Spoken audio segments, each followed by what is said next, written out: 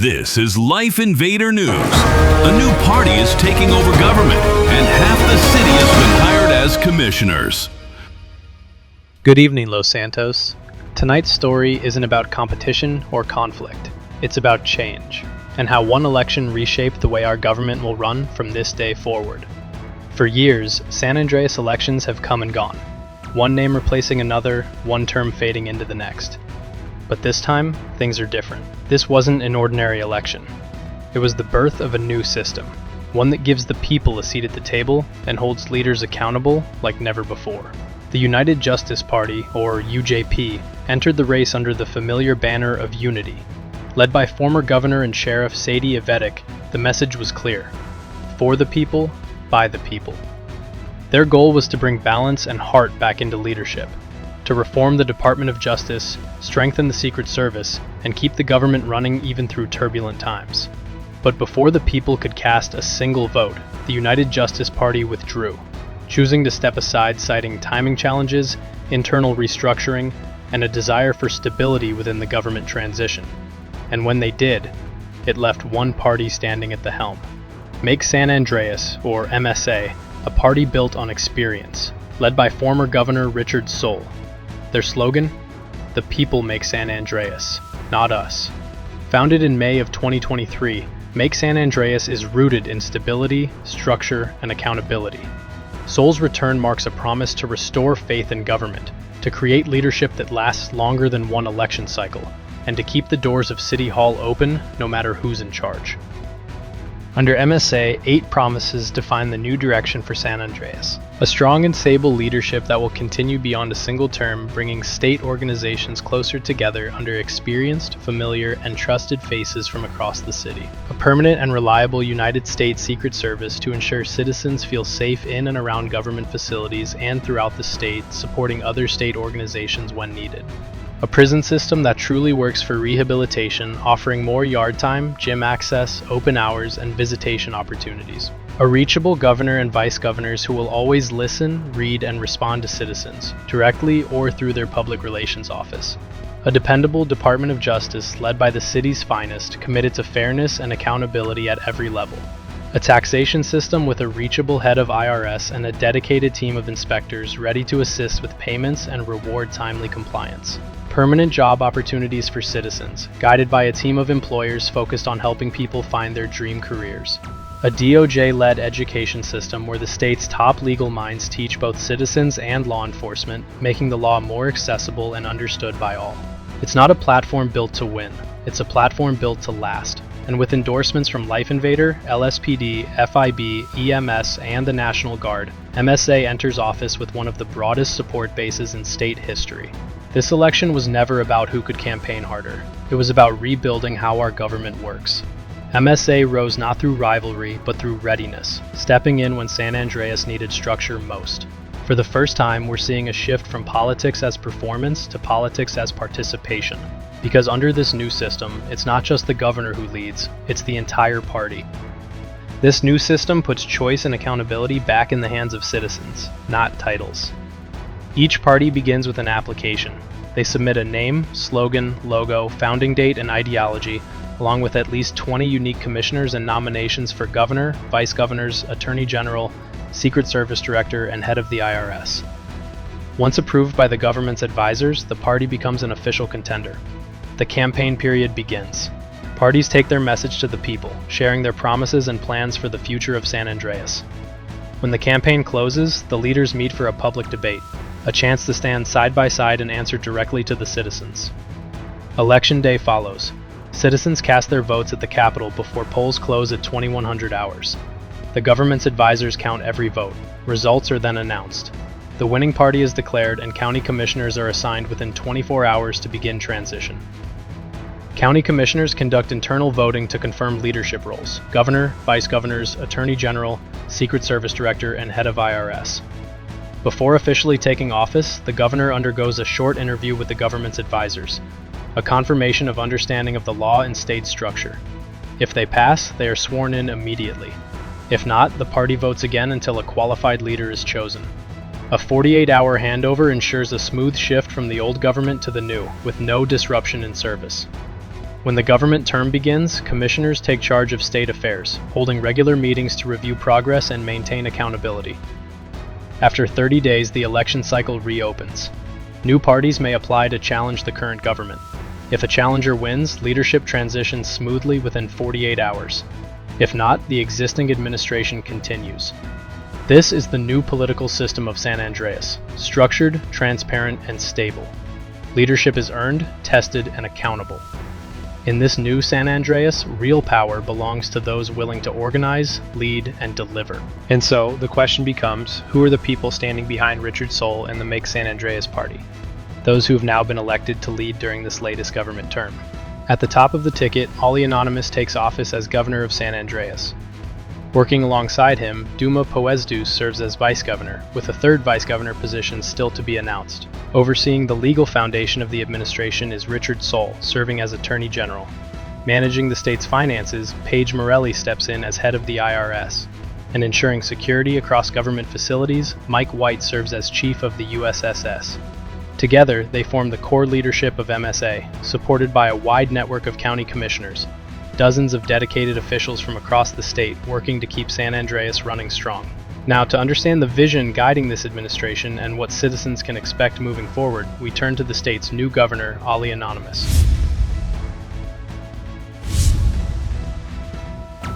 Governor, congratulations on taking office. How does it feel stepping into leadership at such a crucial time for our state? Yeah, of course, having such a position as the governor of the state, that of course comes with a lot of responsibility, but there's nothing to worry about, as I have a lot of experiences in the state organizations. I've also been a past chief of police, as well as the director of the Federal Investigation Bureau, so I know exactly what the state needs, I know what the other organizations need, and I know how to work with them properly to, ensure safety, the public safety for all citizens. And that experience really shows.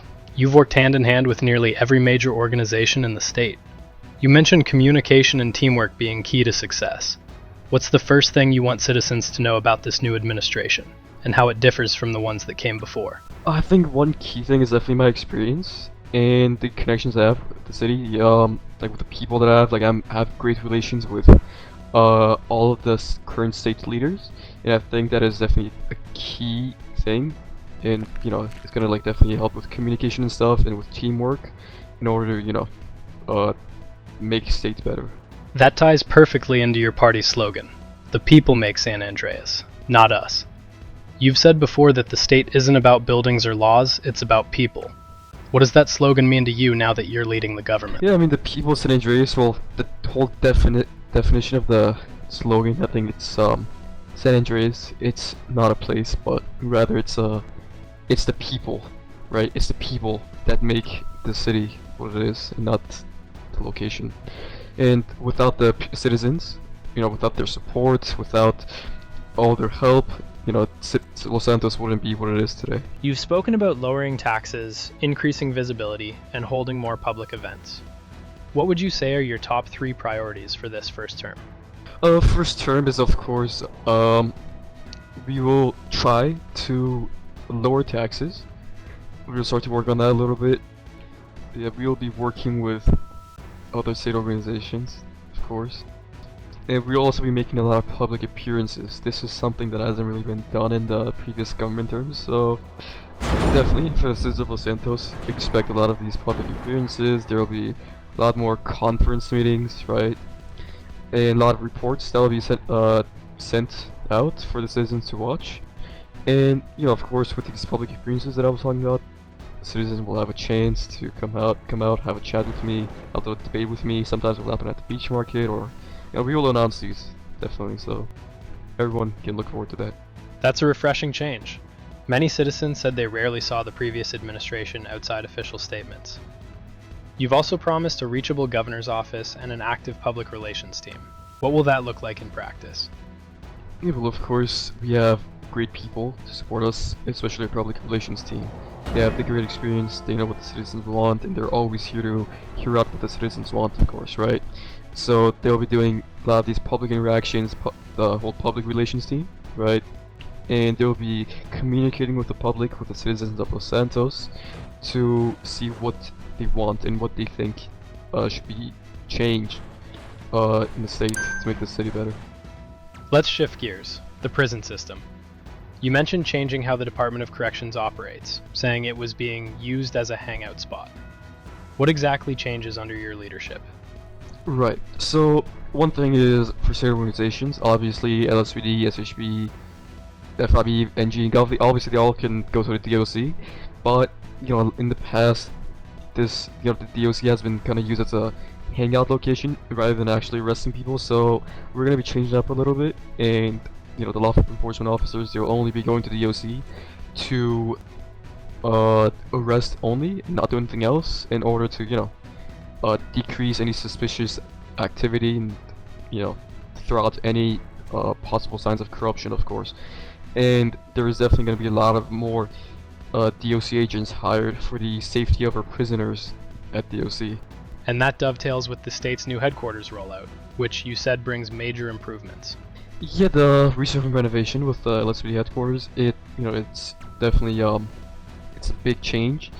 We continue to kind of take in any how do I say it, like the voice of the public, the voice of leaders and deputy leaders of state organizations, and we might even be making possible changes to other headquarters.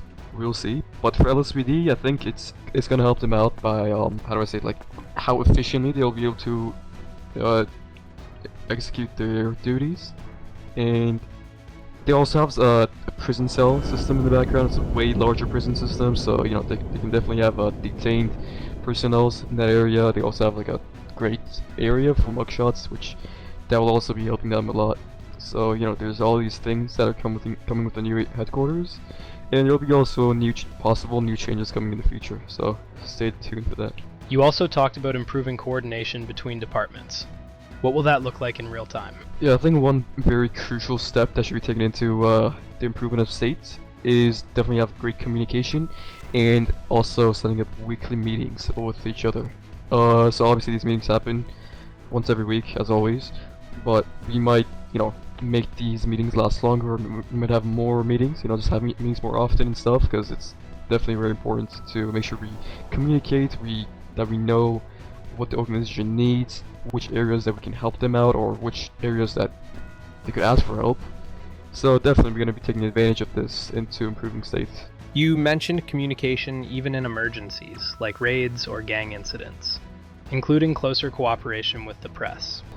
Yeah, so if there's any situations happening in the future, let's say if, for example, there's certain, let's say, gang raids, for example, that is conducted by the FIB and such, or even a black market raid, we'll definitely communicate with the FIB. We will inform them to, have a good communication going on with LifeInvader, so they can have somebody send someone to, someone from news to cover it all up, and we can have punishments for them if they don't follow these instructions. So definitely expect there to be good communication from state organizations with LifeInvader.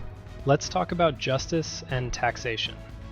The Department of Justice and IRS are two big pillars of your administration. What are your plans for those? Yeah, of course. For the Department of Justice, we'll be focusing a lot on being more consistent and fair, and really for the IRS, we'll be prioritizing accessibility. We have a head of IRS that you'll actually be able to reach, inspectors who actually help, and clear rewards for paying on time. We want to make things easier for the public at large, not harder. And that ties into the DOJ-led education system you teased. Tell us more about that. Basically, the DOJ, obviously, it's not a it's not a general education system that runs like public schools. Instead, it's educational efforts that focus on training law enforcement and legal professionals and the public on laws, justice, and public safety. So this includes programs for federal agents, local police, and basically initiatives to educate communities on crime prevention and legal rights. Governor, there's been a lot of talk about accessibility, people wanting to actually see and hear from their leaders. How do you plan on staying connected with citizens and keeping those lines of communication open? I mean, yeah, it's just the public relations and the public appearances that I'll be making. So, about, I think, 3 times a week, citizens can definitely expect me to see at different locations that we'll be announcing, One of them will be beach market a lot. There will be a lot of press conferences, right? That we will be both doing with LifeInvader and with the help of the other state organization leaders such as FIB. And yeah.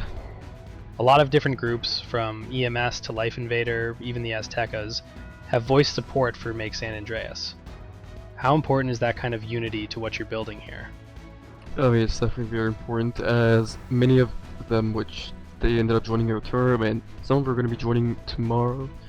A lot of these individuals, they're running very important departments within the government. For example, the IRS, Department of Corrections and such. So definitely, I think it wouldn't really be possible to run these departments in the government without their help. So huge thank you to them for supporting us. Let's talk about getting citizens involved. What's your plan for encouraging more people to take part in public service or even step into government roles? I think we can, promote the importance of community involvement and just create accessible volunteer programs in different neighborhoods and such, and partner with local groups. So that's what we plan to do. And on the economic side, how do you see San Andreas developing in the months ahead? Are we looking at expansion, reform, or recovery? I think definitely expansion. Driven by the technology, how fast it's evolving. Especially if you see these AI videos outside. Oh my God, it's crazy. And driven by tech advancements and tourism, but needs to reform to address inequality. You've been described as a governor for the people. When you hear that, what does it mean to you personally? I mean, I guess being governor means it's like leading a state basically, not just one organization. And as governor, it's my responsibility to make key decisions, and of course serve the people of Los Santos. Every administration learns from the one before it. What did you take away from previous terms that's shaping how you lead today? Well, the previous administrations, there were quite a few flaws within them. For example, the activity of IRS, it was going south pretty quickly. There was not I don't remember seeing any public interactions within the governor or any public relations team really doing much, and there was a lot of flaws and issues with that the last few terms in government. So we're definitely gonna be taking that as a learning experience kinda, and we will apply it into our term, into making it the best it can be, and to make sure there's no such flaws like the previous terms. If you fast forward to the end of your term, what's the one thing you'd want to be remembered for? I mean, something that I have in mind, so a small little thing, is having a lot of numbers when it's needed. Let's say if there's any raids being conducted by the Federal Investigation Bureau, we definitely gonna have the most amount of agents from government that we can to provide support for the other law enforcement organizations. Because usually government, when you see them, they have very low numbers. But we're definitely gonna be trying our best to hire as many people as we can with a great bonus system, and basically we'll advertise and try to hire as many people as we can. There's gonna be a lot of job opportunities in government, so citizens can look into that. Tell me a bit about the people that the county commissioners have chosen outside of yourself to lead this state into the future. And how did this new internal party voting system work out? So main people is Deputy Governors Duma Puestos, and we'll be selecting the second governor soon. There's Paige Morelli, Mike White, so Paige is running IRS, Mike White, the head of the United States Secret Service, and Richard Soule, the Attorney General of San Andreas. And of course there's when there was a little internal voting system, they were voting of who should be the next governor. Some people that were present at this voting some names were Haruto Ivadik, Haruto Ataki, Cody Payne, Zombie Corpser, Heather Corpser, Oscar Wick, Abi Kumar, Mike White, Andre Barbe, Legion Calypso, Richard Soule, Maggie Shinigami, Red Shinigami, Zad Adamski, Revenus Gran, and Kevin Sims. these names that I just named, they were part of the internal voting system that was done, and they made the unanimous decision to vote for me as the next governor. Governor, the city is watching you. We have a very large audience that tunes into these news segments. Is there anyone you want to give a special shout out to that's been instrumental in your success during this new party election process? A great colleague of mine, Richard Soul, also our party leader. He's someone that I'll be working with a lot and having meetings pretty often, so huge shout out to him. A lot of credit goes to him. He's going to be working very hard, just as I am, to basically improve the state as much as we can. And finally, what do you want to say tonight to the citizens of San Andreas watching at home? To the citizens watching at home, fear no more, because with this new government term, we'll be working with all state organizations. We'll be making sure that all the citizens, communities, the neighborhoods of Los Santos is completely safe and free of any sort of violent and criminal activities. So you don't have to fear anymore, and you can lean back and relax. Governor Anonymous, really appreciate you taking the time to talk with us and to the people of San Andreas. We'll be following along as your team gets to work. Absolutely, I look forward to it as well. Thank you so much. Yeah, thank you for taking the time to take my interview. I really appreciate it. Thank you. I appreciate it, Jay. Thank you so much, man. Be careful when going out. I'm being informed there's a protest of sorts out there. Oh, there is. Oh man, let's go. Yeah, so we need to Let's get you just- to a vehicle and get you back to your cap. Yes, sir. Tonight's conversation with Governor Ali Anonymous offered something we haven't heard in San Andreas politics for a long time. Clarity. A governor who speaks not about power, but about people. About rebuilding trust, restoring communication, and making government something citizens can actually reach again. From lowering taxes to reforming the prison system, from strengthening agencies to making justice accessible, his message was steady. This administration plans to show up, not just speak up. As our interview wrapped, the mood outside the LifeInvader building told its own story. A peaceful crowd had gathered, citizens waiting, watching, hoping to see what leadership looks like now. We offered the governor a lift in our private helicopter on the rooftop, a quiet way out, above the noise. But he waved it off. No shortcuts, no detours. Instead, he walked straight out through the crowd, unguarded, unshaken, shaking hands, listening, and facing every voice head-on. It was one of those rare moments in politics that doesn't need a speech to make its point. And if that moment is any indication, the Make San Andreas party intends to lead exactly the way it promised. With presence, not distance. LifeInvader will be following this administration closely in the weeks ahead, along with any new parties that step forward to challenge the system in the next 30 days. Change is in motion. The state is watching. From LifeInvader News, thanks for tuning in. And until next time, I'm Jaye Chicago. Good night, Los Santos.